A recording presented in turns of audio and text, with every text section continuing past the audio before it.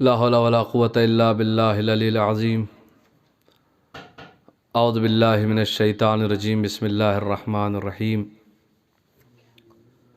الحمد للہ الذی ہدانا لہذا وما كنا لنہتدی لولا ان ہدانا اللہ، لقد جاءت رسول ربنا بالحق، الصلاۃ والسلام وتحیۃ والاکرام علی من اختار اللہ شجرۃ الانبیاء والمشکاۃ الضیاء والکتاب الہادی والمنہاج الباری، مولا و مولا الکونین جد الحسن والحسین بالقاسم محمد۔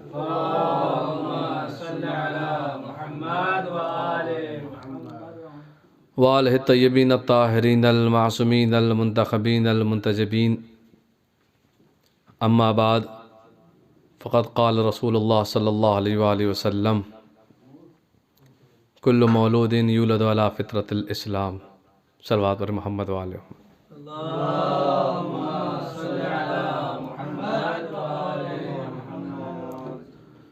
بسم اللہ الرحمن الرحیم۔ وقال اللہ تبارک و تعالی فی محکم کتاب الحکیم وہو اصدق الصادقین وقولہ الحق۔ بسم اللہ الرحمن الرحیم۔ کل نفس ذائقۃ الموت۔ صلوات بر محمد وآلہ محمد۔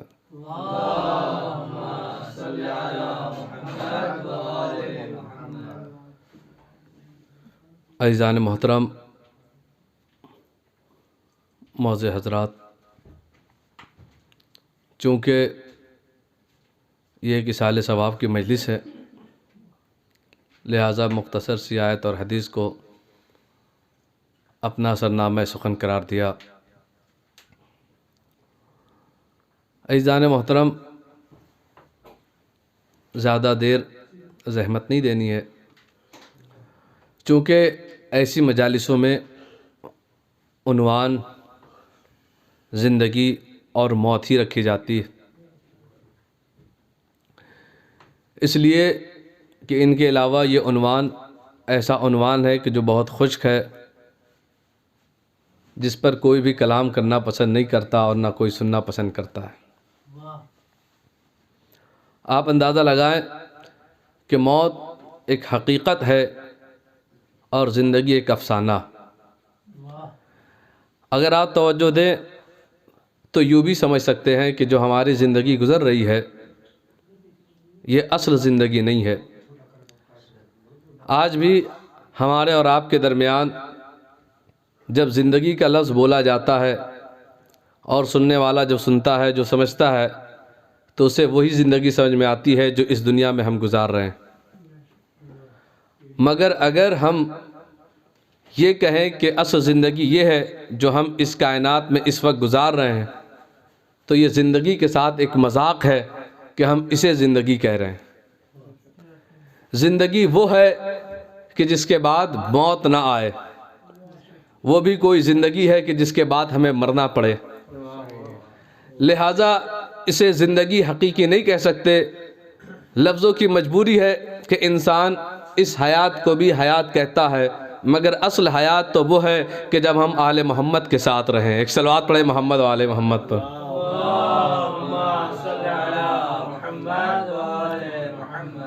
ورنہ یہ حیات کوئی حیات نہیں ہے، یہ زندگی کوئی زندگی نہیں ہے۔ اور موت ایک ایسا عنوان ہے، ایک ایسا لفظ ہے، ایک ایسی شے ہے، ایک ایسی مخلوق ہے کہ جس سے ہر انسان ڈرتا ہے، ہر انسان خوف کھاتا ہے۔ انسان جب اس کائنات میں آتا ہے تو اس کا انداز دیکھیں۔ میں کیوں کہہ رہا ہوں کہ یہ زندگی نہ کہیں؟ اس لیے کہ نہ یہاں ہم اپنی مرضی سے آئے ہیں، نہ یہاں سے ہم اپنی مرضی سے جائیں گے۔ تو جس جگہ نہ ہماری مرضی سے آنا ہوا نہ ہماری مرضی سے جانا ہوا، تو ہم اسے حیات کیا کہیں، ہم اسے زندگی کیا کہیں؟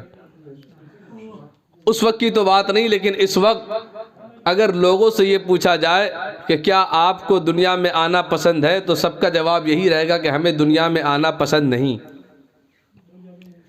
کیونکہ اتنی پریشانیوں والی جگہ، اتنی مصیبتوں والی جگہ، اور اس کے باوجود تاریخ یہ کہتی ہے کہ جب انسان اس کائنات میں آتا ہے تو خود اس سے اور اس کے عمل سے اندازہ لگ جائے گا کہ وہ آنے کے بعد اس کائنات میں خوش ہے یا ناراض ہے، راضی ہے یا نہیں ہے، کیونکہ وہ اپنی مرضی سے آیا نہیں۔ خالق علی کل شیء قدیر نے حکم دیا، وہ کائنات میں آ گیا، اب اسی کی مرضی سے اس دنیا سے چلا جائے گا۔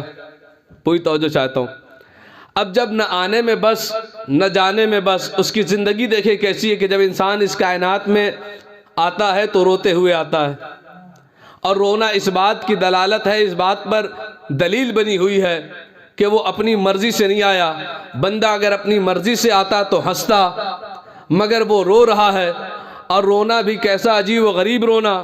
جب رویا تب دنیا کو پتا چلا کہ یہ زندہ ہے، ورنہ جب تک رویا نہیں تھا گھر میں کوئی خوشی نہیں تھی۔ جب رویا تو ماں باپ بھی خوش، بھائی بہن بھی خوش، عزیز و اقارب بھی خوش۔ اس کا مطلب یہ ہے کہ رونا زندگی کی علامت ہے، رونا مردگی کی علامت نہیں ہے۔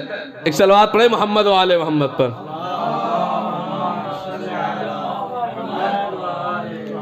اب بچہ رویا، پوری توجہ چاہتا ہوں، اب بچہ رویا تو پتہ یہ چلا کہ زندہ ہے، ماں بھی خوش، باپ بھی خوش، تو اس کا مطلب یہ ہوا کہ رونا زندگی کی علامت ہے، لیکن ہر رونا زندگی کی علامت نہیں ہے۔ تو یہ توجہ چاہتا ہوں، ہر رونا زندگی کی علامت نہیں ہے۔ رونے والے بہت گزرے، اس بچے نے بھی رویا، مگر اس بچے کے رونے سے یہ لمحہ جو اس نے رو کر گزارا ہے، اس سے گھر والے خوش ہوئے کہ بچہ زندہ ہے۔ مگر میں نے دیکھا کہ ماں جو کہ اپنے بچے سے بہت زیادہ محبت کرتی ہے، اور اس کی مثال نہیں ہے محبت میں، ماں اپنے بچے سے بہت زیادہ محبت کرتی ہے، لہذا جب اس نے دیکھا کہ میرا بچہ رویا تو خوش ہوئی۔ لیکن میں نے دیکھا کہ جب کچھ سال اور کچھ سن کا ہو گیا تو وہ بچے کو لے کر آرام کر رہی تھی، رات کے وقت آرام سے سلا رہی تھی۔ سلانے کا طریقہ بھی ماؤں کا عجیب و غریب ہے۔ ماں کا انداز کیا ہوتا ہے کہ بچے کو لے کر جب سلا رہی ہے تو آرام سے سلا رہی ہے۔ میں نے کہا کیوں سلا رہی ہے؟ بچہ تیز تیز رو رہا ہے، ایک وقت جب رو رہا تھا تو تجھے خوشی ہو رہی تھی، آج رو رہا ہے تو تو اسے سلا رہی ہے۔ اور سلانے کا انداز بھی دیکھیں، ذکر اہل بیت لوریوں کی شکل میں دی جا رہی ہے، ذکر اہل بیت لوریوں کی شکل میں دی جا رہی ہے، سورہ تھپ تھپایا بھی جا رہا ہے، اور یہ کہا بھی جا رہا ہے اللہ اللہ، محمد محمد، علی علی، اور ماں وہی ہے جو علی علی کرنا سکھائے،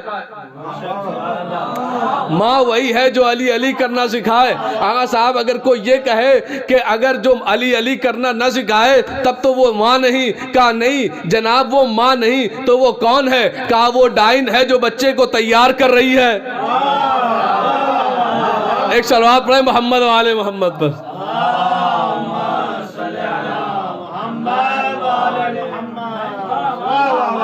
وہ ماں نہیں کہلائے گی۔ اسی لیے بڑی عجیب و غریب بات کہی شاعر نے کہ ماں کو تہذیب کی دنیا کا جہاں کہتے ہیں، ماں کو ہی عرش پہ خالق کی زباں کہتے ہیں۔ وہ تو ڈائن تھی، علی دشمنی باٹی جس نے، جو علی کہنا سکھا دے اسے ماں کہتے ہیں۔ ایک صلوات پڑھیں ماں۔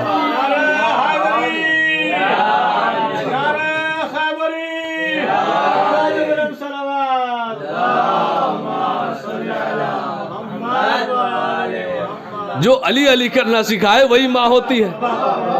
اب دیکھیں عزیزان محترم، اب میں نے دیکھا کہ وہ ماں بچے کو سلا رہی ہے۔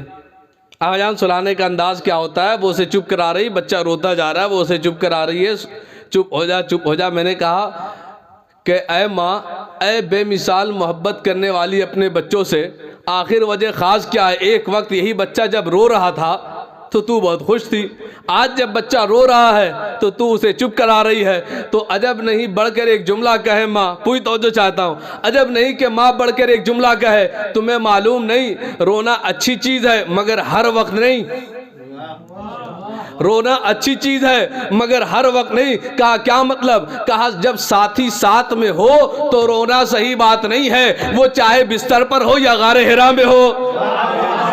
ایک صلوات پڑھیں محمد و آل محمد پر۔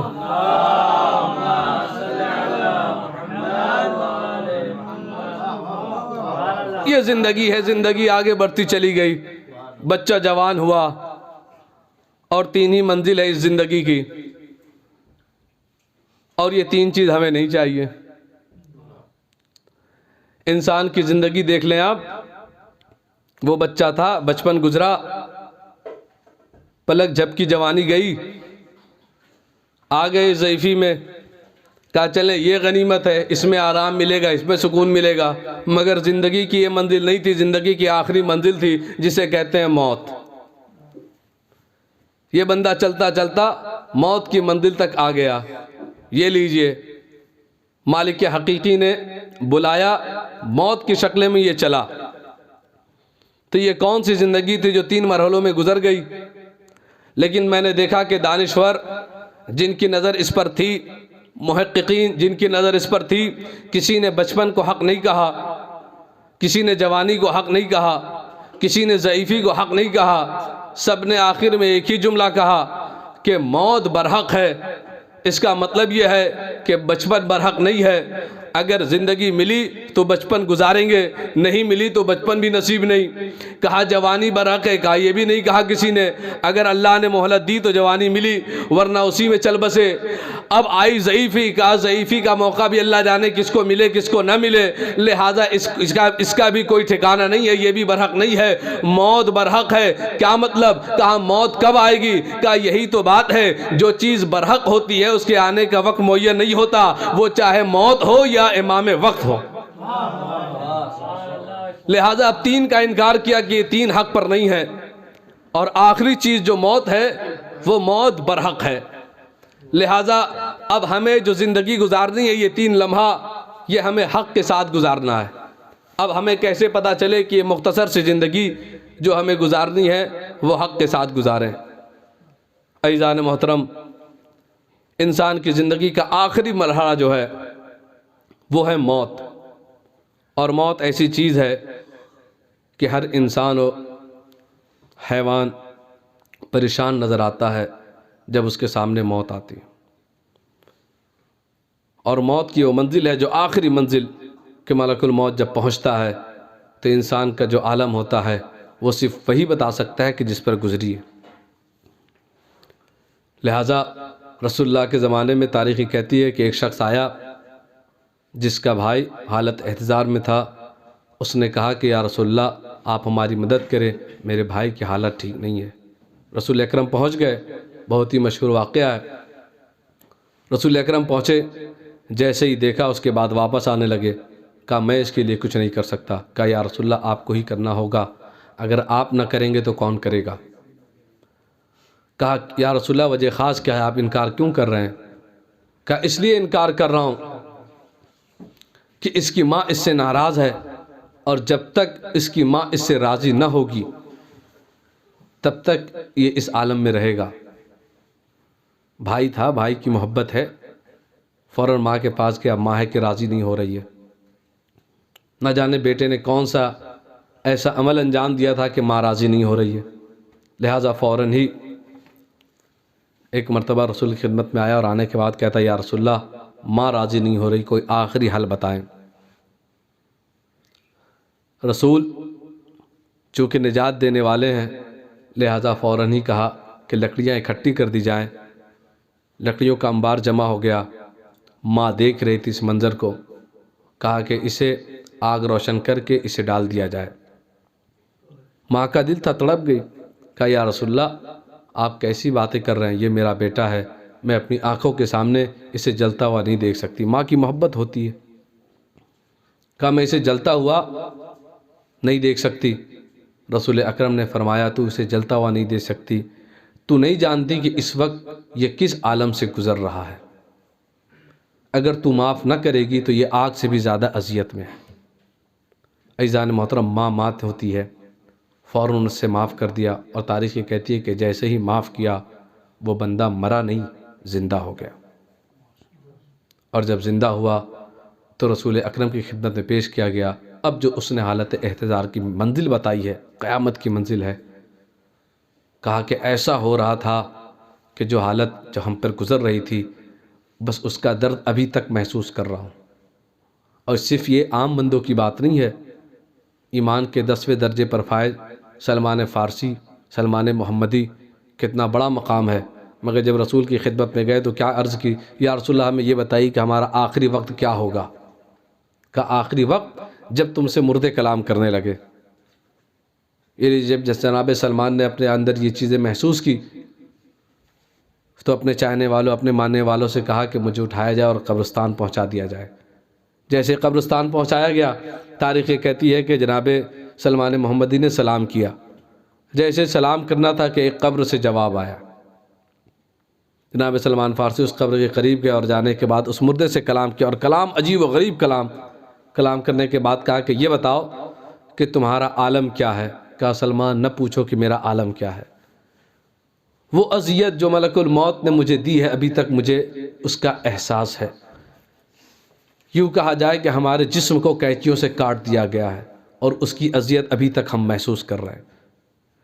اور سلمان، ہم وہ نہیں ہیں کہ جن پر عذاب الہی آ رہا ہے، ہم وہ ہیں کہ جو ناجیوں میں سے ہیں، لیکن اس کے باوجود روح جب ہمارے جسم سے نکالی گئی تو یہ عالم ہو رہا تھا کہ میں نے کبھی زندگی میں اس عالم کو محسوس نہیں کیا۔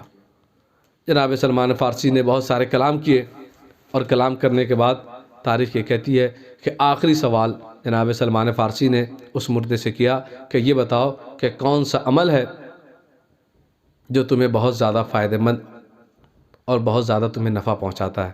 تو اس نے کہا کہ جناب سلمان فارسی 3 عمل ہیں جو بہت زیادہ ہمیں فائدہ پہنچاتے ہیں۔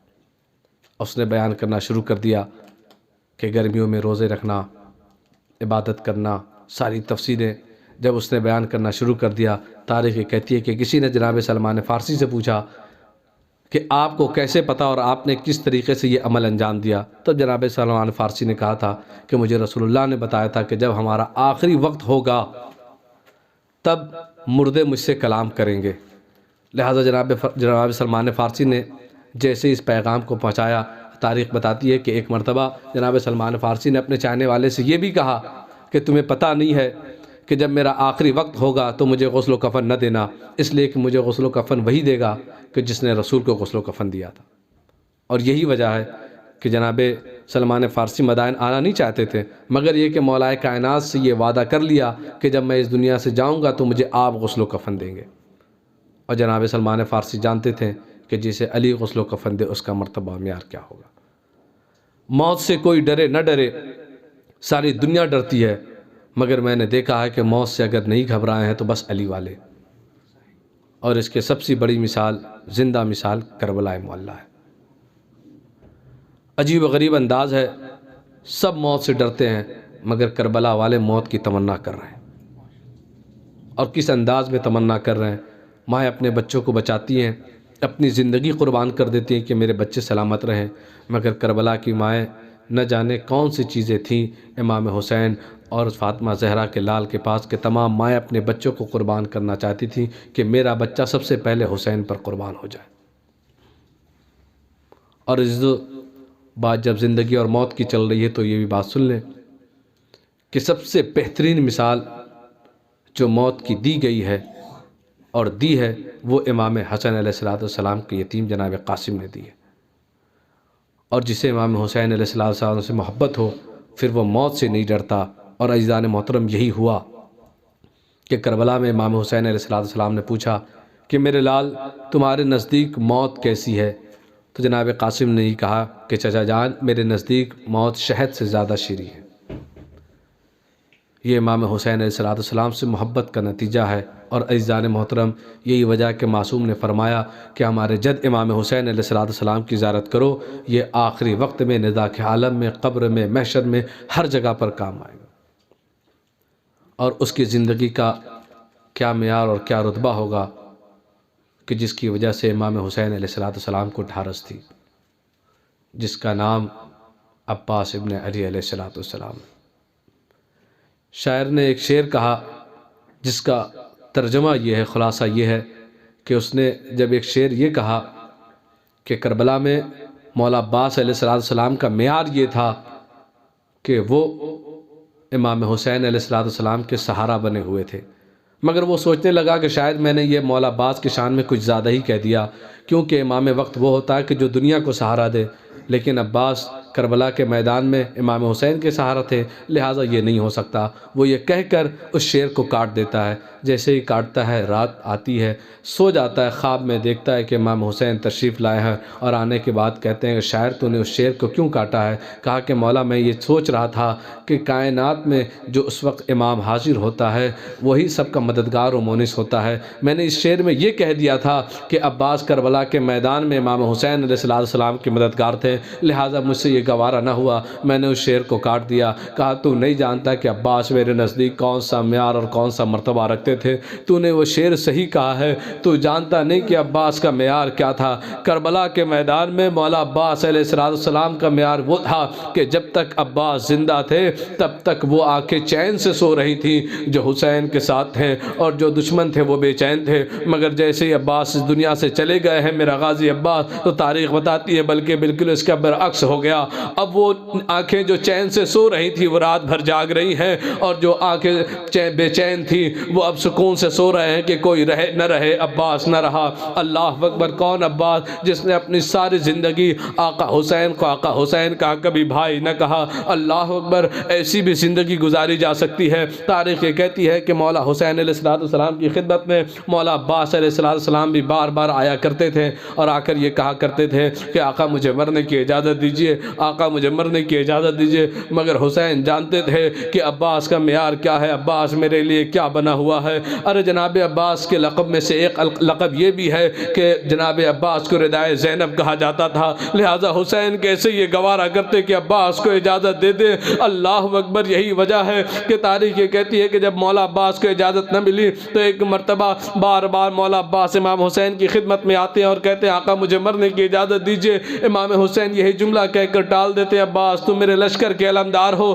میں تمہیں اجازت نہیں دے سکتا۔ مگر جب سب شہید ہو گئے تو ایک مرتبہ امام حسین نے پھر وہی جملے کو دہرایا کہ عباس تم میرے لشکر کے علمدار ہو، میں تمہیں اجازت نہیں دے سکتا۔ اتنا کہنا تھا، تاریخ یہ بتاتی ہے وَنَظَرَ يَمِينًا وَشِمَالًا، عباس نے دائیں دیکھا بائیں دیکھا، کوئی لشکر نہ رہا۔ تو ایک مرتبہ حسین کی طرف مخاطب ہو کر کہتے آقا وہ لشکر ہی کہاں رہا جس کی عباس علمداری کرے۔ لیکن حسین جانتے تھے کہ عباس کا معیار اور مرتبہ کیا ہے، اجازت نہ ملی، ابھی در خیمہ پر صحیح بیٹھ نہ پائے تھے مولا عباس کے پیچھے سے جناب سکینہ نے دامن کو تھام کر کہا چچا میں بہت پیاسی ہوں۔ مولا عباس کو ایک سہارا ملا، جناب سکینہ کو اپنی گود میں اٹھایا، گود میں اٹھانے کے بعد اس مسکیزے کو لینے کے بعد امام حسین کی طرف چلے۔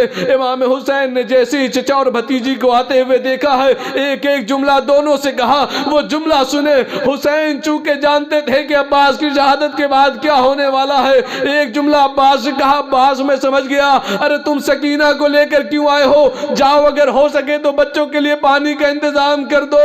اللہ اکبر! سکینہ کو پیار کیا، اپنی گود میں بٹھا کر ایک جملہ کہا، اے بیٹی سکینہ، ارے آج اپنے چچا کو اجازت دلا رہی ہو، مگر جب شمر تماچے مارے گا تو اپنے چچا کو یاد کرو گی۔